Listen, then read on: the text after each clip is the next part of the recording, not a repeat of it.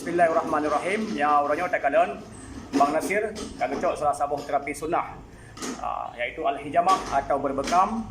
Ya, salah sabuh terapi sunnah Nabi yang mulai tinggalkan umat pada hari ini. Takalan demam ini adalah untuk pertubit darah-darah kotor yang dalam badan. Ya, yang takalan demam darah kotor kaum mulai debit ya, tebak lu kotor. Takalan demam ya darah kayak debit iaitu darah bekam dia takalan warna hitam lagi agak agar. Anda kalau tuan darah itu biar. Luar biasa. Masya-Allah. Kebegah dalam hadis Rasulullah, inna afdala ma tadaiwantum hi al-hijamah. Segala pengobatan bagi kalian adalah dengan dibekam. Ya uronyo len bekam Bang Nasir matang bak titik sunnah bagian tiga. Luar biasa. Takalan masya-Allah. Iban Bang Nasir nak sakit?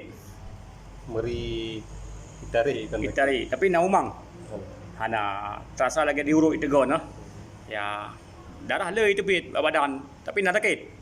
Hana tapi bekamnya menyata sakit. Menyahana tak nak sakit. Ya gaya ngendro nang yang jadi perasaan sakit pada hana sakit. Ya masya-Allah.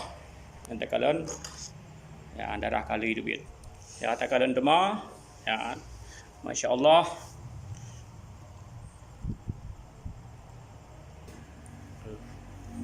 Ya, kita berdoa kepada Allah.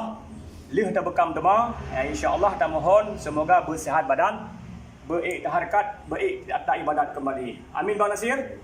Amin ya rabbal alamin. Assalamualaikum warahmatullahi wabarakatuh.